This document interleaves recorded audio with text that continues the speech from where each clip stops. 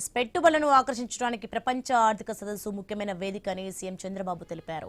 ఆంధ్రప్రదేశ్ను బ్రాండింగ్ చేసేందుకు world economic ఫోరంను తాను గతంలోనే ఉపయోగించుకున్నానని చెప్పారు. పెట్టుబడులు వస్తేనే రాష్ట్ర అభివృద్ధి జరుగుతుందన్నారు.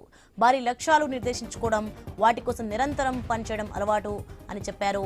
ఈజ్ ఆఫ్ నుంచి స్పీడ్ ఆఫ్ డూయింగ్ బిజినెస్ విధానం ద్వారా త్వరితగతిన అనుమతులు ఇస్తున్నామని స్పష్టం చేశారు. ఇక అనుమతుల నుంచి పరిశ్రమల స్థాపన వరకు ప్రతి అంశాన్ని రియల్ టైంలో మానిటర్ చేస్తున్నామని ముఖ్యమంత్రి చంద్రబాబు తెలిపారు. విశాఖకు గూగుల్ కంపెనీ రాక ఏపీ అభివృద్ధిలో గొప్ప ముందడుగు అని చెప్పారు. తమ ప్రభుత్వం అధికారంలోకి వచ్చిన వెంటనే పెట్టుబడులపై గూగుల్తో మంత్రి లోకేష్ సంప్రదింపులు జరిపారని తెలిపారు. ఏపీలో అగ్రిటెక్ విధానాన్ని అమలు చేస్తున్నామన్నారు. విదేశాలకు గ్రీన్ అమోనియా ఉత్పత్తి ఎగుమతి చేసేందుకు ఇప్పటికే ఒప్పందాలు జరిగాయని చెప్పారు.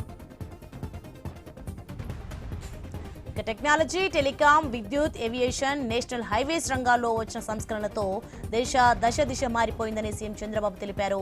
30 ఏళ్ల క్రితం దేశ అభివృద్ధిలో కీలక అడుగులు పడ్డాయని చెప్పారు. అమరావతి భవిష్యత్ నగరంగా ఉంటుందన్నారు. ఒక అద్భుతమైన ప్రణాళికతో రాజధాని నిర్మాణం జరుగుతోందని స్పష్టం చేశారు. టెక్నాలజీ, గ్రీన్ బ్లూ సిటీగా అమరావతిని నిర్మిస్తున్నామని చెప్పారు. జాతీయ, అంతర్జాతీయ స్థాయిలో పారిశ్రామిక రంగం ఏపీ గురించే చర్చించుకుంటోందని తెలిపారు.